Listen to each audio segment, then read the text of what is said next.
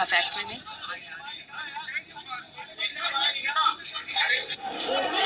आस के 2 मकान भी धराशायी हो गए थे। उसके बाद रेस्क्यू ऑपरेशन शुरू हुआ था। रेस्क्यू ऑपरेशन में बहुत दिक्कतें थी क्योंकि ये फैक्ट्री भीड़ भाड़ वाले इलाके में थी, बहुत सकरी गलियां थी, जिसकी वजह से दमकल की गाड़ियां पहुंचने में भी दिक्कत हो रही थी।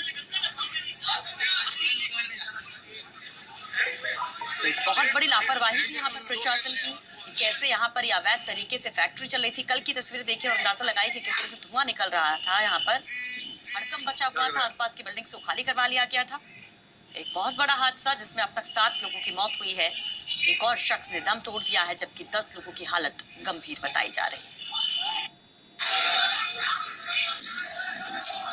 एसडीआरएफ की टीम, प्रशासनिक अमला, पुलिस सभी मौके पर पहुंची थी और रेस्क्यू ऑपरेशन शुरू हुआ था। बहुत मुश्किल था क्योंकि लगातार धमाके भी हो रहे थे। जो पटाखे थी फैक्ट्री में उन तक जब आग पहुंच रही थी तो ब्लास्ट कर रहे थे, जिसकी वजह से बहुत दिक्कत भी हो रही थी। लोगों में काफी दहशत भी थी और अब इस इलाके में मातम पसरा हुआ है क्योंकि इस इलाके के 7 लोगों की मौत इस हादसे की वजह से अब तक हो चुकी है। क्योंकि किस तरह से कई लोग पूरी तरह से झुलसे हैं, इलाज चल रहा है अस्पताल में उनका। तो दूसरी तरफ मानसिक तौर पर भी लोग काफी ज्यादा दहशत में आ गए। कुछ लोगों की तबीयत वैसे ही बिगड़ गई। मासूम भी झुलस गया है, तस्वीरें आप देख सकते हैं। हालांकि शुरुआती दौर में जो स्थानीय लोग थे उन्होंने रेस्क्यू ऑपरेशन शुरू किया था, लोगों को बाहर निकालने की कोशिश शुरू की थी। बाद में पुलिस और प्रशासनिक अधिकारी, एसडीआरएफ की टीम मौके पर पहुंची थी। और इस खबर पर हमारे साथ हमारे सहयोगी लक्ष्मण राघव जुड़ गए हैं, जो लगातार कल से इस खबर पर नजर रखे हुए हैं। कल वहां की एक तस्वीर हम तक पहुंचा रहे थे। लक्ष्मण, फिलहाल अगर आज की बात की जाए तो आज क्या मंजर है उस इलाके में? दूसरी तरफ मरने वालों की संख्या 7 हो गई है। अब तक कार्रवाई के नाम पर क्या कुछ?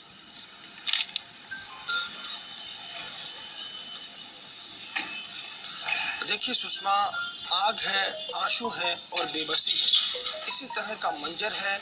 बद इंतजामियों की गवाही दे रहा है पूरा मामला।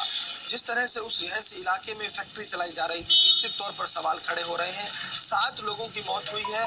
परिजनों का कहना यह है कि दोषी के खिलाफ कार्रवाई हो, साथ ही साथ वो मुआवजे की मांग भी कर रहे हैं। एक मृतक के परिजन है, बहुत दुख की घड़ी है। हम उनसे पूछते हैं और समझते हैं साहब क्या बातचीत हुई, प्रशासन ने किस तरह का आश्वासन दिया? प्रशासन ने साहब झूठे आश्वासन दे दिए। कोई प्रशासन की तरफ से मदद नहीं हो रही है। प्रशासन सिर्फ क्या है कि प्रशासन के नाक के नीचे ये काम हुआ है और हमारे लोगों को क्या है गुमराह कर रहे हैं कि दुकान बता रहे हैं जहाँ गोदाम की फैक्ट्री है उसको। क्या मांग है? पोस्टमार्टम शव कब लेंगे? आप क्या कह रहे हैं, क्या चाहते हैं आप लोग?